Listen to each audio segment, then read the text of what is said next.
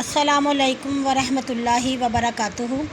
میں آج آپ کو بتاؤں گی کہ کس طریقے سے جو محرم کی 10 تاریخ کو حضرت امام حسین کی شہادت ہوئی ہے اس میں کیا ہوا۔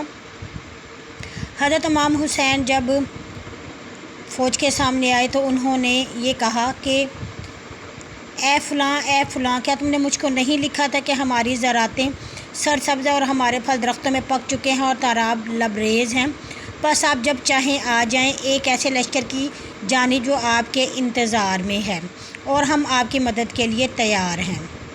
حور یہ باتیں تمام بڑے خیال سے سن رہا تھا۔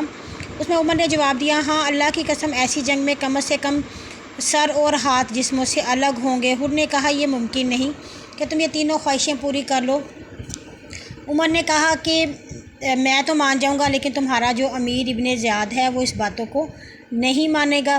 جب حور نے یہ دیکھا کہ وہ تمام لوگ حضرت امام حسین کی شہادت کے لیے تیار ہیں تو انہوں نے اپنے گھوڑے کو دوڑایا اور حضرت امام حسین کے فوج میں آ کر شامل ہو گئے اور انہوں نے کہا کہ اے رسول اللہ کے فرزند صلی اللہ علیہ وسلم، آپ پر قربان ہو جاؤں، میں وہی شخص ہوں جس نے آپ کا راستہ روکا تھا، آپ کو مکہ جانے سے باز رکھا تھا۔ مجھ کو یہ خیال ہی نہیں تھا کہ یہ باتیں اس حد تک چلی جائیں گی۔ میں بہت نادم ہوں اور میں چاہتا ہوں کہ میں اپنی جان آپ پر قربان کروں۔ پس وہ کوفہ کے لشکر کی طرف گیا اور اس نے جا کر ان کے ساتھ لڑائی شروع کی اور یہاں تک کہ سب سے پہلے کوفیوں نے اسی کو ہی تیر برسانے شروع کیے۔ حور واپس آئے اور حضرت امام حسین سے اجازت لے کر پھر میدان میں گئے اور خوب جنگ کر کے شہید ہو گئے۔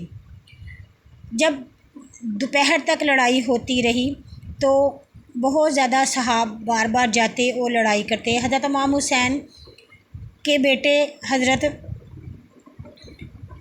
علی بن حسین علی اکبر جو تھے وہ حملہ کرنے کے لیے گئے۔ کوفیوں نے ان پر بھی پے در پہ حملے کیے اور وہ اپنے باپا کے پاس آئے اور کہا، بابا میں سخت پیاسا ہوں۔ حسین رضی اللہ تعالیٰ عنہ نے فرمایا، میرے بیٹے صبر کر، رات ہونے سے پہلے حضرت محمد صلی اللہ علیہ وسلم تجھے شیر سے سیراب کریں گے۔ پھر وہ بہادری سے لڑتے رہے اور یہاں تک کہ تیر ان کے گلے میں آ کر لگے، وہ خون میں لوٹنے لگے اور پھر وہ شہید ہو گئے۔ علی اکبر کی لاش کو اندر لایا گیا۔ کوفیوں نے حسین کو گھیر رکھا تھا اور قاسم بن حسین جو بھی بہت چھوٹے تھے دوڑتے ہوئے اپنے چچا کے قریب آئے اور انہوں نے اپنے چچا کو بچانے کی کوشش کی، لیکن ایک بندے نے حضرت قاسم رضی اللہ تعالیٰ عنہ کا ہاتھ شمشیر کے ساتھ کاٹ دیا اور وہ بچہ بھی حضرت امام حسین کے لیے اپنی جان کو قربان کر چکا تھا۔ حضرت زینب رضی اللہ تعالیٰ عنہ کے آنکھوں کے سامنے ان کے اپنے فرزند علی اکبر کی لاش بھی تھی اور اس کے علاوہ جو اور لوگ مر چکے تھے، ان کے بیٹے اون، محمد اور عبداللہ تھے، ان کے بھائی عباس، جعفر، عبداللہ، عثمان، محمد اور ابوبکر بھی تھے اور حضرت امام حسین کے بیٹے علی اکبر اور عبداللہ بھی تھے اور ان کے اپنے بھائی امام حسن کے بیٹے ابوبکر اور قاسم بھی تھے اور ان کے چچا کے بیٹے جعفر، عبد الرحمن اور عبداللہ وغیرہ بھی تھے۔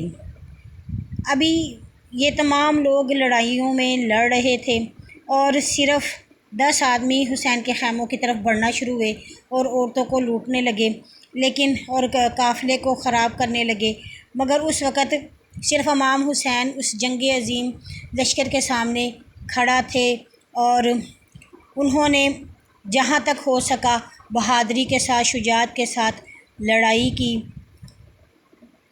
انہوں نے جو آخری فریاد کی وہ کہا کہ کیا تم لوگ میرے قتل کے لیے جمع ہوئے ہو؟ اللہ کی قسم میرے مرنے کے بعد تم کسی بندے کو قتل نہ کرو گے جس کا قتل اللہ تعالیٰ نے اس حد تک غضب میں لایا کہ اللہ کی قسم میں اپنے پروردگار سے امید رکھتا ہوں کہ ذلت کے مقابلے میں جو تمہارے ہاتھوں سے اٹھا رہا ہوں مجھے عزت ہی ملے گی۔ اس طریقے سے جب انہوں نے یہ بات کی تو وہ پھر شہادت کے لیے تیار تھے، ان کے ساتھ لڑتے رہے یہاں تک کہ جب وہ شہید ہوئے ان کے بدن پر 33 نیزوں کے اور 34 تلواروں کے نشان تھے۔ ان کے بائیں کندھے کو تلوار سے کاٹ ڈالا گیا تھا اور دوسری ضرب سے وہ زمین پر گرے اور اس وقت ان کا سر کاٹا گیا۔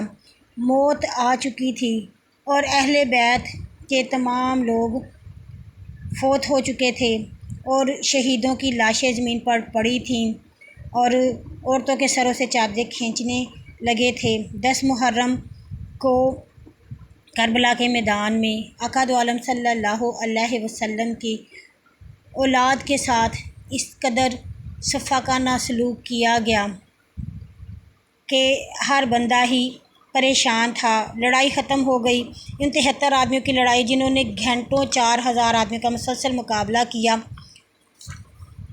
ان تمام کی لاشوں کو مسلح کیا گیا، ان پر گھوڑے دوڑائے گئے اور ان میں سے کسی کو بھی کربلا کے شہداء پر ذرا بھی رحم نہ آیا۔